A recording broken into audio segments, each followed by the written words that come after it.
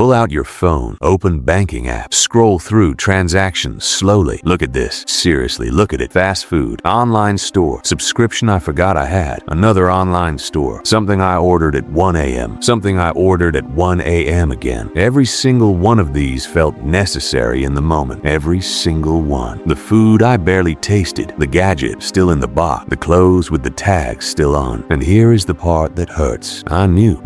While I was buying most of these, I probably did not need them. But I bought them anyway, because something in my brain said, do it now. That impulse has a name, and retailers study it every day. They know how to trigger urgency. They know how to make hesitation feel stupid. They know how to make you feel like waiting means losing. So today on Findolax, I am going to show you the psychological pattern behind impulse spending and the one simple habit that helps shut it down. It is called the 7-day rule. It costs nothing. It is simple, and if you use it properly, it can save you a serious amount of money over time. By the end of this video, you will have a 4-step system you can start using today. My name is Findolax. Let's get into it. Before we go further, if your bank account has ever looked like this, subscribe to Findolax right now and hit the bell. We break down the psychology and mechanics of building real wealth in simple terms every single week. Part 1. Why impulse spending feels so powerful. Let's talk about what happens in your brain when you see something you want, because this is not only about discipline, it is also about design. When you see something you want to buy, your brain responds before your logic fully catches up. A lot of the excitement comes before you own the thing. It comes from anticipation, the moment you see it, the moment you imagine using it, the moment you add it to your cart, the moment your finger hovers over buy now. That is the high. And once you buy it, the emotional spike fades. That is why so many impulse purchases lose their shine almost immediately. The excitement was never really about ownership. It was about the chase. Retailers know this. That is why they use countdown timers, low stock warnings, flash sale, one-click checkout, push notifications, saved carts, personalized reminders. All of it does one thing. It tries to move you from desire to purchase before your rational brain slows the process down. And for a lot of people, it works. Unplanned spending makes up a large share of everyday purchases. Not because people are foolish, because modern shopping is built to reduce friction and increase urgency. Now, think about what this looks like in real life. Let's say you make 3 unplanned purchases a week, maybe $30 each. That is $90 a week, about $360 a month, more than $4,000 a year. And that is a modest example. Money like that disappears quietly, not in one dramatic mistake, in small emotional decisions repeated over and over. That is why impulse spending damages people. Not because one purchase ruins you, because repetition drains you. If this is already changing how you think about money, hit the like button. It helps this video reach more people who need it. So what is the 7-day rule? Simple. Whenever you want to buy something non-essential, you do not say no. You say, not yet. Then you wait 7 full days before you allow yourself to buy it. That is the rule. No purchase, no late night checkout, no pretending you are only looking. You write it down, then you leave it alone. Now, what counts as non-essential? Anything that is not an immediate need. Food, rent, transport, utilities, medicine, work essentials. Those are needs. The 4th pair of shoes. The upgraded phone when the current one works fine. The kitchen gadget you will use twice. The random order you placed because you were bored, tired, or stressed. Those are wants, and wants are where the 7-day rule goes to work. Why 7 days? Because time changes the emotional weight of a decision. The first wave of desire is usually the strongest, then it fades. A week gives your emotions time to cool and your judgment time to return. What felt urgent on Monday often looks optional by Friday, and by day 7, a lot of things lose their power completely. That is what makes this rule effective. It puts space between the impulse and the action. And in personal finance, space is powerful. Here is what it looks like in practice. Day 1, you see a pair of shoes for $200. Your brain says, buy now. You say, not yet. You write it down. Day 3, you still like them, but the urgency is weaker. Day 5, you realize you already own enough. Day 7, you check the list. You decide not to buy them. You move the $200 to savings instead. What happened? You did not deprive yourself. You gave yourself time, and time gave you your judgment back. If you are not subscribed to Findolax yet, do it now. This is the kind of content we make every week. Practical money psychology, simple systems, and real strategy. Part 3, the 4-step system. Knowing the rule is one thing. Using it consistently is another. So here is Here's the exact 4-step system. Step 1. Record the urge. The moment you want to buy something, write down 3 things. The item, the price, where you saw it, that is it. No research, no comparison videos, no reading reviews, no trying to keep the emotional fire alive. Just record it. Why this matters? Because writing it down gives the impulse somewhere to go. You are not suppressing it. You are containing it. You are telling your brain, I saw it, I recorded it, I will come back later. That alone lowers pressure. Step 2. Start the clock. Once it is written down, the 7 days begin. And during those 7 days, hands off. Do not revisit the product page. Do not watch more content about it. Do not keep checking stock. Do not wander back to the app for fun, because every time you re-expose yourself, you refresh the impulse. Leave it alone completely. Step 3. Reassess honestly. After 7 days, come back and ask 4 questions. Do I still want this as much as I did a week ago? Does this move me toward my financial goals or away from them? Do I already own something that solves the same problem? Can I buy this without touching money meant for something else? Those 4 questions cut through emotion fast, and most impulse purchases do not survive them. But if something does survive them, fine, buy it. Now it is a conscious decision, not an emotional reflex. Step 4. Transfer the money. This is the step that turns the rule into a wealth habit. Every time you decide not to buy something, move the exact amount you would have spent into savings. You skipped a $60 clothing order, move $60. You passed on a $150 gadget, move $150 right away. Why this step matters? Because now the decision becomes visible. You do not only avoid a bad purchase, you pay yourself. You create proof. Proof that the system works. Proof that restraint has a reward. Proof that your money can stay with you. And once you start seeing those transfers stack up, savings stops feeling abstract. It becomes real. So here is the system again. Record the urge. Start the clock. Reassess honestly. Transfer the money. This is not about being perfect. It is about building a structure that protects you in moments when emotion is strongest. Part 4. How to make the rule easier to follow. The 7-day rule works better when you support it with a few smart habits. First, give your money a plan. If you use a budget, this rule becomes easier because you already know what your needs are, what your wants are, and what your savings priorities are. Second, automate your saving. Set up an automatic transfer for payday. Make saving happen before random spending gets first access to your income. Third, adjust the rule to your level. If you are starting from 0, use a 24-hour hold for smaller purchases first, then grow into the full 7-day rule. And for larger purchases, extend it 14 days, 30 days, whatever gives you enough distance to think clearly. Fourth, reduce temptation. Delete shopping apps from your phone if you have to. Unsubscribe from sales emails. Move tempting apps off your home screen. Use a separate savings account. Friction helps. The easier it is to spend, the more impulsive people become. The harder it is to spend, the more intentional they become. That is not a weakness. That is human behavior. I want you to do something right now. Think about one thing you almost bought recently and drop it in the comments with the price. Make it real. Part 5. The objections. Now let's deal with the 2 objections most people have. First, what if I miss a sale? Simple. A discount on something you did not need is still money leaving your account. You did not save by spending on the wrong thing. You only spent less than the full price. And the deeper truth is this: there will always be another sale, another promo, another code, another countdown timer. Retail works in cycles. Urgency is part of the business model. Missing one sale is not the problem. Making unplanned purchases every week is. Second objection: this feels restrictive. What is restrictive is losing control of your money over and over, then wondering why your savings never grow. The 7-day rule does the opposite. It gives control back to you. You still get to buy what matters to you. You just stop letting emotion decide in the first 5 seconds. That is not punishment. That is financial self-respect. Let me leave you with this. A lot of people think their money problem starts with income. Sometimes it does, but sometimes the leak is smaller and quieter than that. Sometimes it is hidden inside fast decisions, stress decisions, boredom decisions, late-night decisions, one-click decisions. The 7-day rule helps you close that leak, not with guilt, not with force, with time. Time to cool down, time to think clearly, time to separate want from need, time to protect your future from a momentary feeling. So here is the system one last time. Record the urge, start the clock, reassess honestly, transfer the money. Do that consistently and your spending changes, your savings change, and your relationship with money changes. The retailers know how this game works. Now you do too. So here's my question. What is the first item going on on your 7-day hold list today. Type it in the comments. Name it, price it, make it real. Before you go, click the next video on your screen right now. How I flip cheap items into weekly cash. Because saving money is only one side of the equation. The other side is making more of it. In that video, I show you how I turn cheap thrift store finds into real weekly cash, step by step. No theory, no fluff, just a practical system for finding undervalued items, reselling them, and building a side income from things most people ignore. So if you want to stop wasting money and start making more of it, that is the next video you need to watch. Click it now. I will see you there.